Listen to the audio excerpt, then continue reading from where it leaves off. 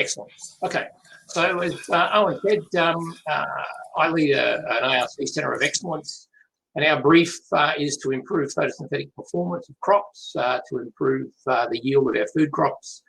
And we're a partnership between 4 universities, CSIRO and International Rice Research Institute.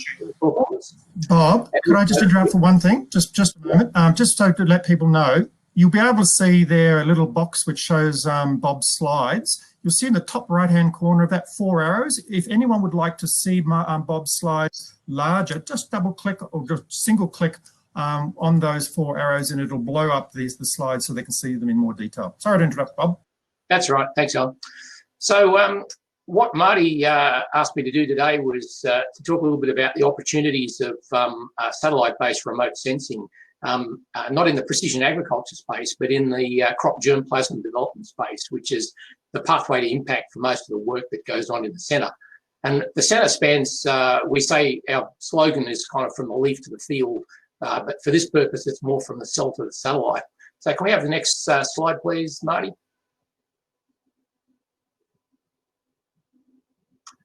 So this is animated, Marty, but I'm not sure if we can get rid of that nice picture of that satellite for the moment and just look at the back part of it. But at any rate, I can tell you what this is meant to tell us about. So I use this slide to explain to people how crop breeding works globally and in Australia. Every year, cereal breeders in Australia and across the world plant out more than 1 million 5 by 2 metre field plots of different varieties of wheat and many other hard grains, and they test them across the country and in the international context across the world for their performance. It costs about $30 to plant one of these 5 by 2 metre plots and then harvest it at the end.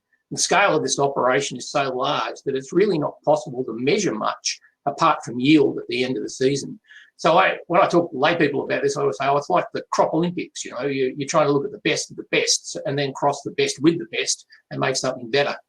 So while there's a lot of genetics behind this and a lot of technology, there's still not a very good system for doing in-season assessment of how these crops are performing, linking that to the genetics of the crop and how it performs in different environments.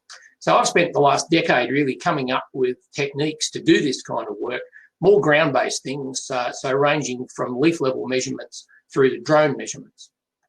But this is quite a vexing issue because with the scale of this, where we've got 1 million plots just for wheat and probably about 50 million globally for wheat, we can really only afford to go out once in a season and make a measurement at one developmental stage on one leaf, or we can fly drone flights more frequently.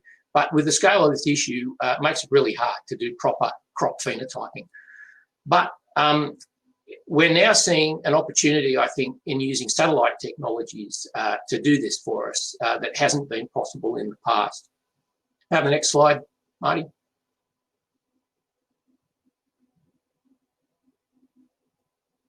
Can you advance? Yeah, good, thanks, mate. So what we've been doing is running an experiment to do a test case. So there's a big experiment done every year in Australia called the National Variety Trials, and that's run by the Grains Research and Development Corporation. And what this does is it takes the new varieties that have been produced by breeders across 11 different grain crops, and these are grown out under very controlled conditions in these plots across a number of different locations in Australia, which is shown on that map.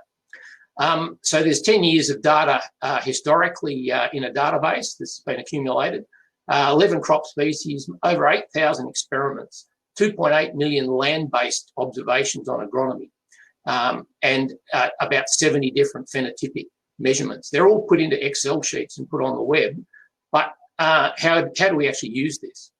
So what we've been doing is taking the GPS coordinates of all of these trial sites, downloading as much information as we can from satellite data, matching it up with this phenotypic information that's available from the Grains Research and Development Corporation, and producing machine learning-based predictive models, which can predict yield in future years, or predict the yield of some of these historical years of trial events using past data.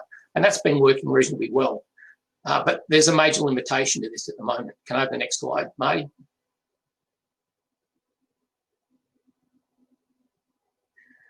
The major limitation has been that the pixel size of satellite data has been too large to resolve these individual 10 square metre plots. So we haven't had much opportunity to get genetic information from individual crop varieties. So we've generated a huge amount of rich data that will, over the next 2 years, we can reduce down to individual plot level data, because not 10 years time, but next year and the year after, we'll have satellite information with 30 centimetre pixel size to give us this plot level resolution. So what we need is a system to harness this data, use it for crop breeding, accelerate our genetic gain across grain crops and a whole range of other crops. So that's something I wanted to bring to the table at this workshop.